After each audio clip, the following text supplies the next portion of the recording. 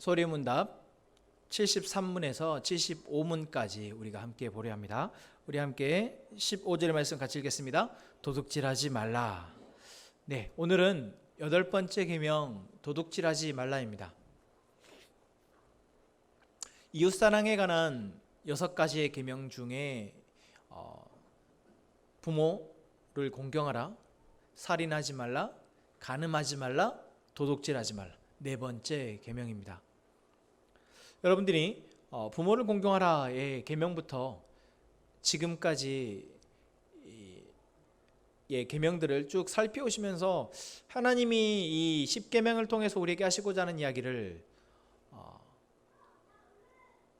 느끼셨으면 정말 이제 여러분의 마음에 심겨지셨으면 좋겠습니다. 이것은 어떤 하나의 명문화된 규정이 아니라 우리의 스피릿이어야 됩니다.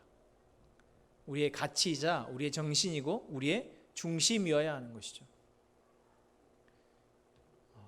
세상이 복잡할수록, 세상이 빠르게 변할수록, 그리고 우리의 삶이 분주해질수록, 우리의 마음이 조급해질수록, 우리의 생각들이 어지러워질수록 여러분, 우리 안에 스피릿이 무엇인가가 정말 중요합니다. 우리의 삶이 아무리 복잡해진다 할지라도 내 환경이, 내가 살아내는 삶이 아무리 복잡하고 힘들어진다 할지라도 우리 안에 숨겨진 이 스피릿, 하나님의 스피릿, 이 말씀에서 담겨있는 하나님의 스피릿이 우리의 안에 심겨져 있다면 여러분, 그 사람은 그 모든 상황을 이겨낼 수 있으며 이 모든 상황 가운데 흔들리는 사람들을 이끌고 나갈 수 있는 사람이 될 것입니다. 하나님이 이스라엘 백성들에게 출애굽기의 상황 가운데에서 모세를 통해서 이스라엘 백성들을 이끌고 나가셨던 것처럼 이 10계명의 계명을 모세를 통해서 지금 주시지만 이스라엘 백성들이 이것에 대해서 완전 이해하고 그들 안에 스피릿으로 자리 잡기까지 시간 동안 모세를 통해서 이끌어 가셨던 것처럼 여러분, 우리가 하나님의 말씀을 통해서 우리는 이것을 지켜야겠다가 아니라 이것이 지금 내 안에 스피릿으로 자리 잡아야 한다라는 것이죠. 그래서 부모를 공경하라라는 계명에 담겨 있는 그 정신과 살인하지 말라라는 계명에 담겨 있는 정신, 그리고 간음하지 말라라는 계명에 담겨 있는 정신, 그리고 오늘 저희가 살펴볼 도둑질하지 말라라는 계명에 담겨 있는 정신, 각각의 계명들이 다 따로 있는 것이 아니라 결국 하나의 가치와 하나의 목표, 목적을 위해서 존재하는 정신이라는 것이죠. 스피릿이라는 것입니다.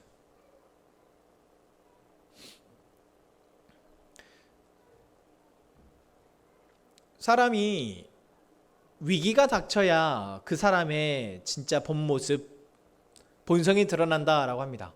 그래서 운전을 할 때, 운전이라는 것이 사실 평범하고 일상이고 아무 일이 아닌 것 같지만 사실 위기이거든요.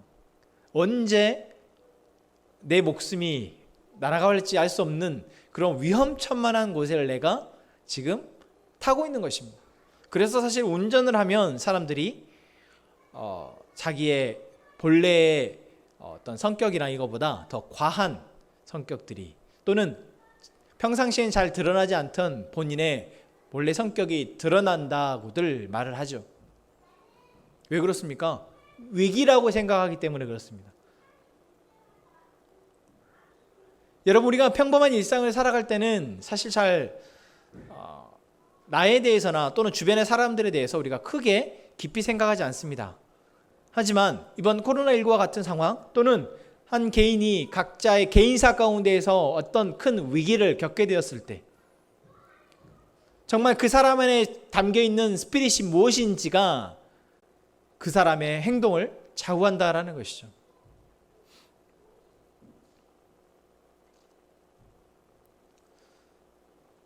흔히 우리가 볼 수 있는 상황들이 바로 이제 돈에 관련된 문제입니다. 오늘 제8계명의 도둑질하지 말라라는 계명은 실상 물질에 관련된 계명입니다. 우리가 살아가다 보면 가장 빈번하게 맞닥뜨리게 되는 위기가 바로 물질에 대한, 돈에 대한 위기이죠. 그래서 오늘 이 제8계명을 통해서 우리가 이 세상을 살아가면서 우리 안에 물질에 대한 것들이 어떻게 자리 잡아야 되는지 조금 돌아볼 수 있는, 생각해 볼 수 있고, 또 우리 안에 심겨져 있는 스피릿이 정말 하나님의 스피릿인지를 돌아볼 수 있는 그런 시간 되기를 원합니다. 73문부터 75문까지 우리가 문답을 한번 함께 읽도록 하겠습니다. 73문입니다. 제8계명은 무엇입니까? 제74문입니다. 무엇이 제8계명에서 요구됩니까?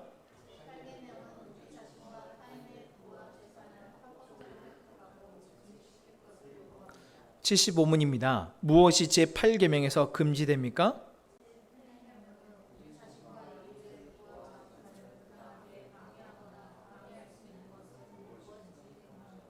네. 어렵지 않죠? 사실 10계명 자체가 어렵지 않습니다. 너무나 우리가 익숙한 생활 속에서 맞닥뜨리게 된 어떤 상황에 대한 금지이기 때문에 그렇습니다. 부모를 공경하라.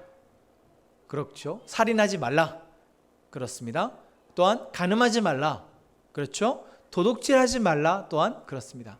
그러니까 10계명에서 왜 하나님이 이러한 살인, 부모, 도둑질, 간음 이러한 것들을 그 키워드로 삼으셨겠느냐라는 거죠. 우리가 가장 빈번하게 접하게 되는, 가장 익숙하게 접하게 되는 환경, 상황이기 때문에 그렇습니다.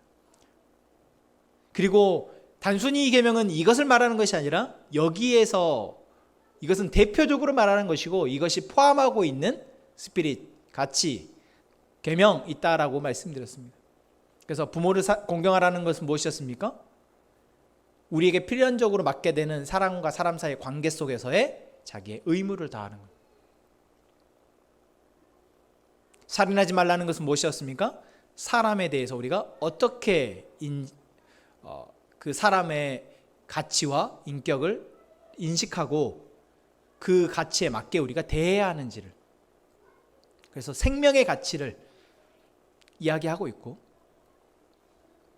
간음하지 말라라는 것은 우리 안에 가장 통제되지 않고 선을 넘기 좋은 성적인 문제에 대한 규범을 이야기하고 있었습니다. 이것은 단순히 성적인 문제뿐만 아니라 우리 안에 잠재되어 있는 욕망에 대한 문제였기도 합니다. 그래서 그 욕망을 우리가 하나님께서 주신 것이기 때문에 적절하게 그것을 우리가 누릴 수 있게 되는 것을 하나님께서는 바라신다. 그러려면 그 기준이 필요하고 우리 안에 그 기준이 세워져 있을 때 우리가 그것들을 누릴 수 있게 된다는 것이죠. 그래서 마땅히 내가 서로 사랑해야 할 사람을 사랑하게 될 때 간음의 죄를 범하지 않게 된다. 오늘 도둑질하지 말라 역시도 마찬가지입니다. 제8계명인 도둑질하지 말라에서 요구되는 것은 자신과 타인의 부와 재산을 합법적으로 획득하고 증식시킬 것을 요구한다라고 얘기합니다. 간단한 것 같지만 사실 여기에 파생되어진 여러 가지들을 이 대요리문답, 저희가 이 소요리문답 말고 좀 더 자세하게 설명되어져 있는 대요리문답에서는 몇 가지로 이렇게 이야기하고 있습니다. 첫 번째는 계약이나 거래를 할 때 진실과 신실 그리고 공의로 해야 한다. 진실해야 한다는 것이고, 신실하는 것은 신뢰의 문제죠. 그리고 공의로 하는 것은 공정하게 해야 한다. 우리가 그것이 잘 안 되니까 중간에 요즘에 우리는 거래를 할 때 아파트 거래 같은 경우도 공인중개사를 끼고 하죠. 회계 거래할 때 회계사 끼고 그것들을 좀 더 보완하기 위해서 그런 장치들이 마련되어져 있습니다. 우리가 내 자신의 삶을 살아가기 위해서 반드시 필요한 게 돈입니다. 또는 어떤 재화이죠. 그리고 내가 그 재화가 나에게 부족하게 됐을 때 우리는 그것을 얻기 위해서 노력을 합니다. 그 노력 가운데는 합법적인 노력이 있고 합법적이지 않은 노력이 있다라는 것이죠. 그 합법적이지 않은 노력 가운데 하나가 무엇입니까? 상대방을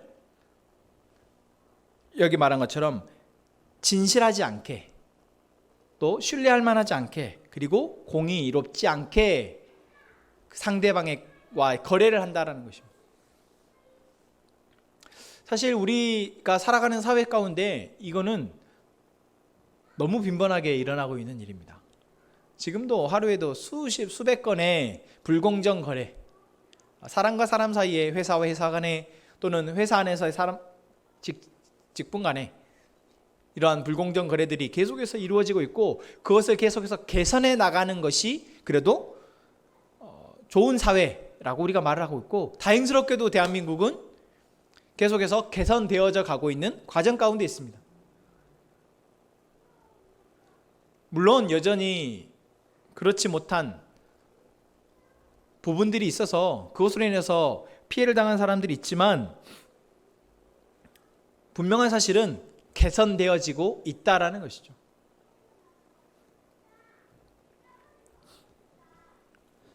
또한 이 두 번째 이야기는 각자에게 마땅한 몫을 주어야 한다라는 것입니다. 이것은 무슨 이야기냐면, 우리가 이 어떤 사회, 그러니까 나라라는 한 제도 안에서 살아가고 있으면서 이 제도 안에서는 각자가 자기가 져야 할 의무들이 있습니다. 그래서 내가 국민이라면 세금을 내야 하고, 그 세금에 대해서 납부를 하고, 그 납부된 세금으로 인해서 이 사회가 유지가 되어지고, 그렇기 때문에 마땅히 내가 내야 할 세금들을 내야 되는 것, 그것도 하나의 이 도둑질하지 말라라는 계명에 담겨져 있는 규례라는 것이죠. 그래서 로마서 13장 7절은 이렇게 얘기하고 있습니다. 모든 자에게 줄 것을 주되, 조세를 받을 자에게 조세를 바치고, 관세를 받을 자에게 관세를 바치고, 두려워할 자를 두려워하며 존경할 자를 존경하라.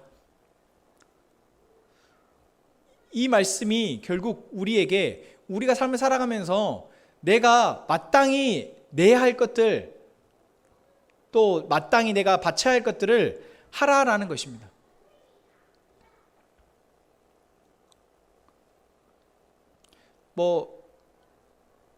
지금 우리로 치면 세금이 그렇겠죠. 사실 부끄럽게도 이 교회라는 이 조직은 종교인, 그러니까 종교 단체로 대응되어 있어서 최근까지도 세금을 내지 않았습니다. 교회가 갖고 있는 재산에 대해서는 세금을 냈겠지만 안 냈나? 제가 재산이 있어 본 적이 없어가지고, 이 종교 단체, 종교법인에서는 세금을 내지 않았었죠. 그러나 2년 전부터 이제 세금이 부과되어졌는데, 사실 이런 부분들이 어떻게 보면은 오히려 가장 앞장서서 사회의 제도나 제도에 참여하고 거기에 순응하고 따라야 되는 것이 종교인데, 그리스도인인데도 불구하고 그러지 못했다라는 것이죠. 그리고 세금을 내라고 할 때 오히려 그것에 대해서 계속해서 반대를 하고 거부를 하고 하는 부분들, 종교 탄압이라는 이름으로 그것을 거부하는 모습들을 보면서 저도 당연히 교회에 근무하는 목회자로서 세금을 내지 않았었기 때문에 원래 안 낸가 보다 라고 생각하고 있다가 말씀을 보고, 또한 세상에서 지금 되어져 있는 부분들을 좀 공부를 하다 보니까 이거는 이 조직, 그러니까 사회의 구성원으로서 마땅히 내가 해야 할 부분인 거구나. 그리고 성경은 사회 구성원으로서 내가 마땅히 해야 할 부분들을 하는 것을 이야기하고 있다는 것이죠.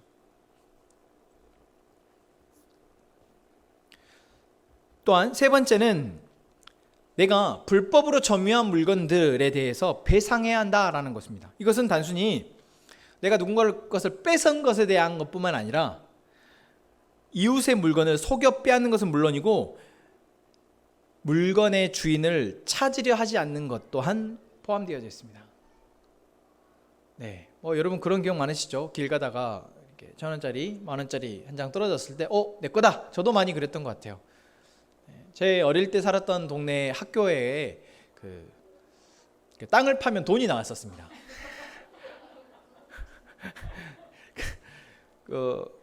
그것이 이제 공동묘지 위에 이렇게 지어진 학교였어가지고 예전에는 그런 풍습이 있었잖아요. 이렇게 사람들을 묻을 때 이렇게 같이 돈을 묻고 이렇게 했었던 풍습이 있었습니다. 그래서 땅을 파면 돈이 나왔습니다. 예. 이미 선배들이 많이 파셔서 그런지 저희 때는 그렇게 많이 얻지는 못했는데 파면 나왔어요. 예.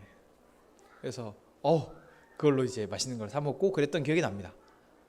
여러분, 길 가다가 주는 것들 또는 땅에 떨어져 있는 물건들 보면 사실 우리가 이렇게 쑥 둘러보고 아무도 없으면 그냥 좋다, 아싸 하면서 이제 우리가 가져가죠. 그런데 이것을 성경에서는 도둑질이라고 말하고 있다는 것입니다. 왜 그렇습니까? 결국 이러한 이야기들이 계속 다 무엇을 이야기하고 있습니까? 하나님은 각자에게 그 사람에 맞는 것을 주신다라는 것입니다. 그 사람에게 맞는 것을 주신다는 것은 그것을 사용해서 이 사회를 살아가는 동안 필요하기 때문에 주신다는 것이죠. 그리고 거기에는 세금도 포함되어 있는 것이고 거기에는 다른 사람을 돕는 것도 포함되어 있습니다. 그래서 네 번째 이야기는 타인의 필요를 살펴서 자기의 것을 나누거나 빌려주는 것 또한 해당한다라는 거죠. 만약에 그렇지 않는다 하면, 내가 그런 마음이 없다면 그것을 도둑질하는 것이라 라고까지 성경은 이야기한다는 것입니다. 여러분, 좀 충격적이지 않습니까? 내 주변에 어려운 사람이 있습니다. 내 가족 중에 내가 아는 가까운 사람 가운데 어려운 사람이 있어요. 그럼 그 사람에게 내가 나의 남아있는 것, 내가 살아가면서 살아가는 것 외에 남아있는 것들을 빌려주거나 또는 도움을 줄 수 있는 것, 하나님은 그것을 이야기하고 있다는 것이죠. 성경에 보면 그렇게 말하고 있습니다. 디모데전서 5장 8절 말씀은 이렇게 말합니다. 누구든지 자기 친족, 특히 자기 가족을 돌보지 아니하면 믿음을 배반한 자요 불신자보다 더 악한 자니라.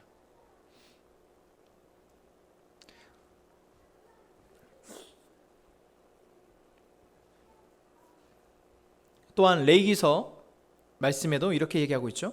레위기 25장 35절에도 내 형제가 가난하게 되어 내 빈손으로 내 곁에 있거든 너는 그를 도와 거류민이나 동거인처럼 너와 함께 생활하게 하되 너는 그에게 이자를 받지 말고 내 하나님을 경외하여 내 형제로 너와 함께 생활하게 할 것인즉 너는 그에게 이자를 위하여 돈을 구워주지 말고 이익을 위하여 내 양식을 구워주지 말라.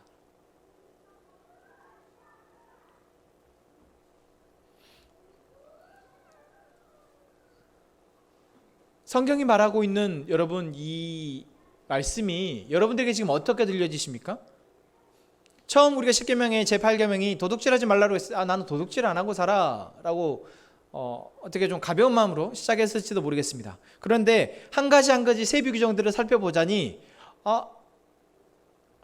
내가 그냥 단순히 남의 물건을 훔치는 것만이 도둑질이 아니고 하나님이 나에게 주신 것들이 내가 쓰고 또한 나와 함께 한 사람들이 함께 사용하도록 주신 것이고 내가 그 사람들이 어려움에 처했을 때 그들을 돕지 않는 것 또한 도둑질로 볼 수 있다는 것입니다.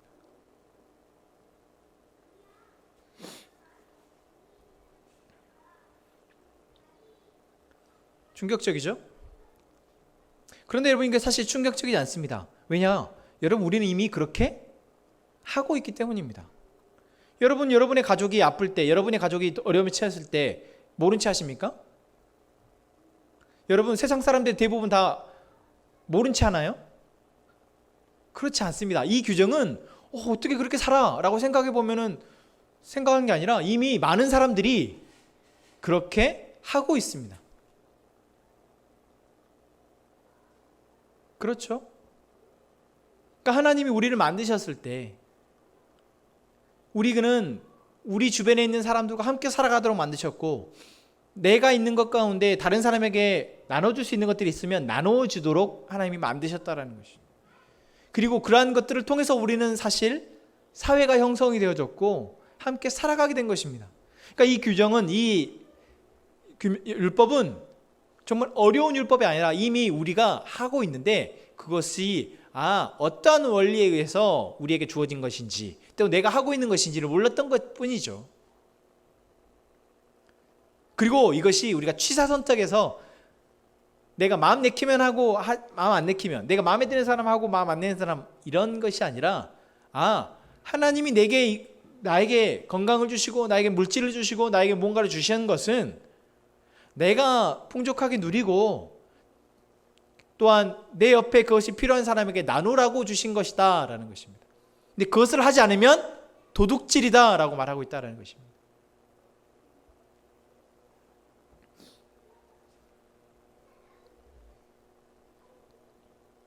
다섯 번째는 세상 재물에 대한 우리의 판단과 의지와 애정을 절제하라라는 것입니다. 재물에 대한 뭐예요? 재물에 대한 사랑을 절제하라라는 것입니다.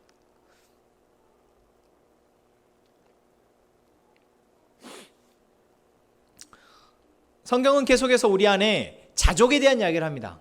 아까 말씀드렸죠. 지금 내가 누리고 있는 것들은 하나님 주신 것이다 라는 것을 알고 있는 사람은 사실 더 큰 것을 욕심내지 않습니다. 아니, 더 큰 것을 바랄 수는 있어도 그것을 위해서 무리하지 않습니다.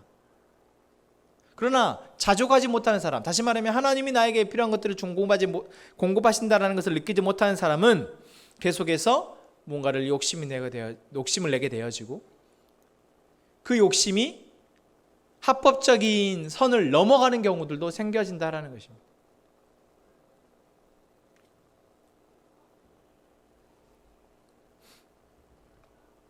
그러나 성경은 계속해서 우리에게 자족하는 마음이 있으면 경건은 큰 이익이다 라고 말하고 있습니다.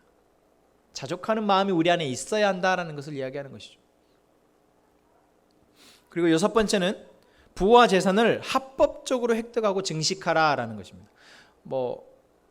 예배 전에 저희가 식사를 하면서 잠깐 그런 이야기를 나누는데, 주식이라든지 부동산 투자라든지 또 사실 우리가 알지 못하는 정말 많은 합법적인 것 같진 않은데 또 불법이라 하기는 애매한 정말 신종 재산 증식 방법들이 참 많습니다.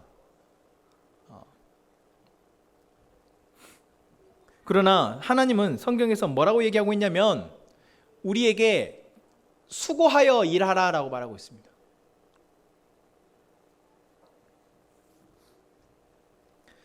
그리고 이것은 내가 수고하여 나의 재산을 증식을 하고, 또한 수고하여 나의 것을 취하라는 것은 다른 사람의 것을 빼앗지 말라라는 것 또한 포함되어 있습니다. 각자가 자기가 먹고 자기가 생활할 것을 자기가 수고하여 얻는다라는 것은 뭐예요? 다른 사람에게 해를 끼칠 일이 없다라는 것입니다. 그런데 우리는 재산 증식 과정 가운데 다른 사람에게 손해를 끼치고 자기의 재산을 증식하게 되는 것, 그것은 계명을 어기는 것이다라는 것. 제가 그래서 부동산 투자나 또한 주식이라든지 이런 부분에 있어서 위험성, 그 선을 넘을 수 있는 위험성이 많다라고 가끔 이야기를 합니다. 왜 그렇습니까? 그것이 처음 도입되어지고 어떤 사회 제도화 되어졌을 때, 어떤 부동산에 대해서 우리가 어떤 청약을 하고 이렇게 아파트를 사고 이런 것 제도들은 다 선의에 의해서 만들어졌습니다. 주식에 대한 부분도 어떤 회사가 사업을 하는 데 있어서 부족한 돈에 대한 것들을 투자를 받아서 할 수 있도록 어떤 좋은 제도이죠. 그러나 그것이 인간이 이것을 통해서 내가 다른 사람보다 돈을 더 많이 벌 수 있겠다, 또는 다른 사람의 이익을 내가 빼앗아서 내 이익으로 취할 수 있겠다. 아니, 사실 내가 돈을 많이만 벌면 돼 라는 생각, 그 생각밖에 남지 않게 되어진다는 것이죠. 그래서 지금 가장 이슈가 되고 있는 게 바로 부동산 문제입니다. 이번에도 어떤 서울의 어느 지역에서는 그 공약 사항 자체가 무슨 법에서 세금을 깎아주겠다, 세금을 올리지 않겠다, 그 공약을 계속 국회의원들이 냈다라고 하더라고요. 그러니까 부동산을 많이 갖고 있는 사람이 세금을 적게 내도록 해주겠다. 아니 여러분, 내가 내 돈 주고 내가 땅을 사고 내 집을 사고 하는 것들에 대해서 금지하는 것, 그것이 문제 있다고 말하는 것이 아닙니다. 그러나 지금 한정된 땅덩어리 안에서 한정된 재화, 집이라는 것들을 가지고 사람들이 각자에게 필요하니까 집을 짓는데, 정말 집이 필요한 사람이 집을 사려고 할 때 그것을 투기 수단으로 삼아서 한 사람들 때문에 정말 집이 필요한 사람들에게 지금 집이 돌아가지 못해서 무주택자가 또는 정말 버거운 월세나 돈을 내면서 살게 되는 사람들이 너무 많다라는 것이죠. 이것이 무엇입니까? 자기의 이익을 위해서 다른 사람을 고통스럽게 한다라는, 이것을 성경에서는 도둑질이다 라고 말하고 있습니다.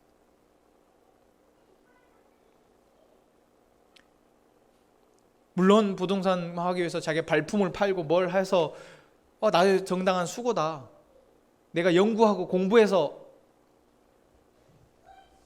아니요, 그것 때문에 누군가가 고통받는다면 그것은 도둑질입니다.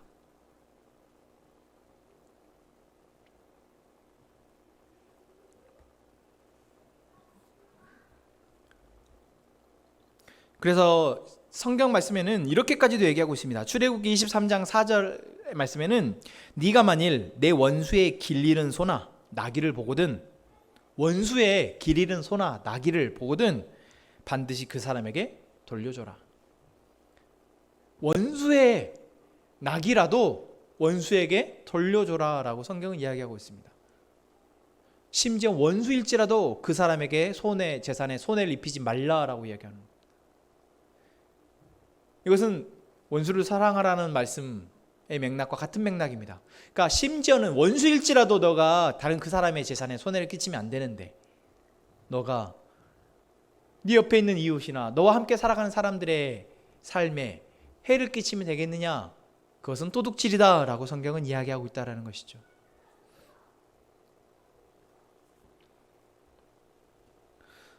그래서 제8계명에서 금지하는 것은 다음과 같습니다. 우리 자신과 이웃의 부와 재산을 부당하게 방해하거나 방해할 수 있는 것은 무엇이든지 금한다. 그래서 어떤 우리가 훔친 물건을 소유하게 되는 것, 그 작물이라고 하죠. 여러분 그런 적이 없으니까 이렇게 작물로 나온 것들은 사실 싸다고 합니다. 시세보다 더 싸게 살 수 있대요.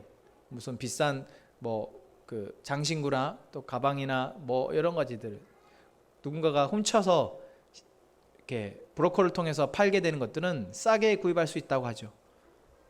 여러분, 그것을 구매하는 것이 무엇입니까? 그런 시장을 계속해서 활성화되게 만드는 것입니다. 그래서 이것은 금지하고 있습니다. 또한 저울을 속이는 것, 그건 아까도 말했던 공의의 문제입니다. 저울을 속이는 것, 또한 지게표를 옮기는 것을 하지 말라, 지게표 옮기는 것을 금지한다라고 성경은 이야기하고 있어요. 지게표라는 게 무엇입니까? 이스라엘 백성들이 땅을 상속받을 때 각 지파별로, 각 지파 안에 속해 있는 각 가정 단위별로 땅을 분배를 받았습니다. 그래서 그 분배받은 땅에 대해서 어떤 가족도 그 분배받은 땅을 강제로 빼앗지 못하도록 했습니다. 또는 심지어 샀더라도 10년, 50년이 지나면 다시 돌려주도록 성경은 이야기하고 있습니다. 왜요? 그 가족이 살아가기 위해서 하나님이 그 가족에게 그 땅을 주셨기 때문에 그렇습니다. 그래서 지게표를 뺏지 말라라는 건 그 땅의 경계를 나타내는 표를 뺏지 말라라는 겁니다. 다시 말하면 그 땅을 빼앗는 것을 금합니다. 여러분, 땅 있으십니까? 우리 모두에게는 하나님이 각자에게 살아갈 수 있는 삶의 터전을 주셨다는 겁니다. 근데 그것을 빼앗는 사람은 도둑질하는 것이다.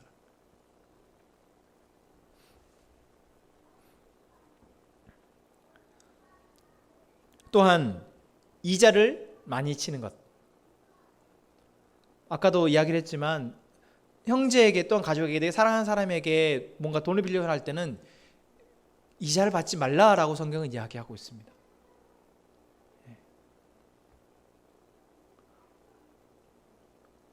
이게 단위가 크면 꼭 이자를 받으시더라고요. 작은 돈은 이자를 안 받으시는데 단위가 크면 이자를 받아요. 여러분 좀 그렇지 않습니까?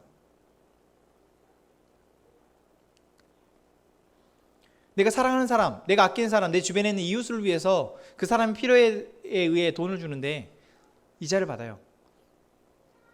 그것도 고리의 이자를 받습니다. 왜요? 사채니까.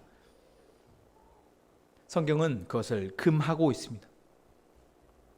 또한 뇌물을 주는 것, 매점 매석을 하는 것, 또한 부당 임금을 착취하는 것, 또는 임금을 주지 않는 것,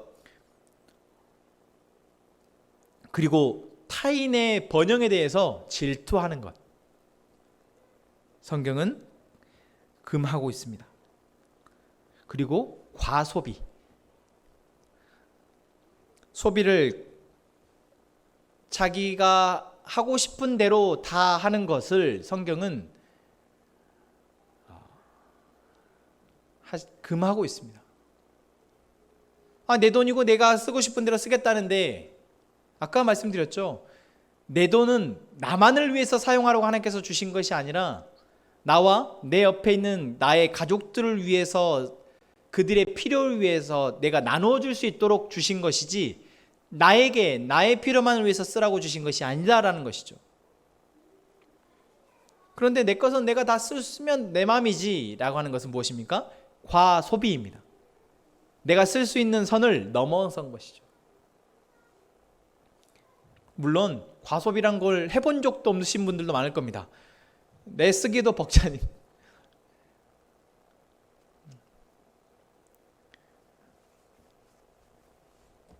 하지만 여러분, 우리가 내 마음의 여유 또는 물질적으로 어떤 여유가 생겨졌을 때, 여러분, 그것은 하나님이 반드시 조금이라도 나와 함께 살아가는 사람들을 위해서 주신 것임을 잊지 않으셨으면 좋겠습니다.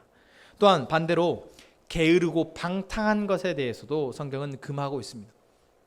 잠언에서에 보면 정말 많이 나오죠. 게으르고 방탕한 부분. 서신서에도 마찬가지고. 이것은 무엇입니까?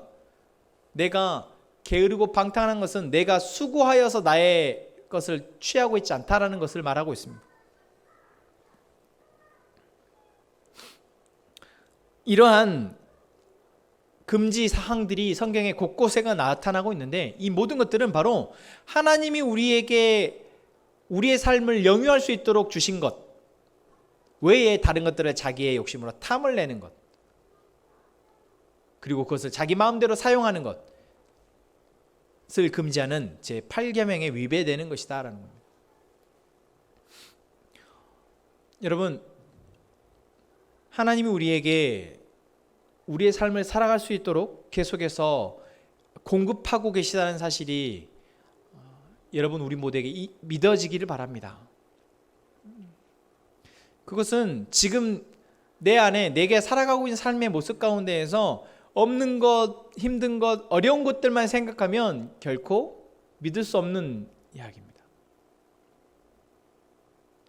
그러나 하나님이 내게 지금 너무나도 당연하게 베풀고 있는 것, 주고 계신 것, 내가 지금 누리고 있는 것들을 생각해 보면은 그렇구나 라고 수긍하고 믿을 수 있는 부분입니다. 여러분, 단순히 내가 누구 것을 직접적으로 빼앗는 것만이 도둑질이 아니고, 하나님 내게 주신 것에 대해서 내가 온당하게 감사하지 못하고 합법적이지 않은 방법으로 다른 누군가에게 피해를 입히며 내가 나의 삶을 영위하고 있다면 그것이 도둑질이며, 또한 나의 삶을 충실하게 살아내지 못하며 다른 사람에게 기대거나 또는 나의 삶을 낭비하는 것 또한 도둑질임을 명심하시고 오늘 우리의 삶을 바르고 건강하게 살아낼 수 있기를 바랍니다. 에베소서 4장 28절의 말씀을 마지막으로 함께 읽고 우리 마치겠습니다. 도둑질하는 자는 다시 도둑질하지 말고 돌이켜 가난한 자에게 구제할 수 있도록 자기 손으로 수고하여 선한 일을 하라. 이것이 하나님의 말씀입니다. 여러분, 우리의 삶에 어떤 부분들이 지금 내가 지금 나의 마음 안에 도둑질인지 살피고 우리의 손으로 하나님 우리에게 주신 것을 가지고 선한 일을 하며 살아갈 수 있는 우리 함께 행복한 가족들 되기를 바랍니다. 우리 함께 찬양합시다.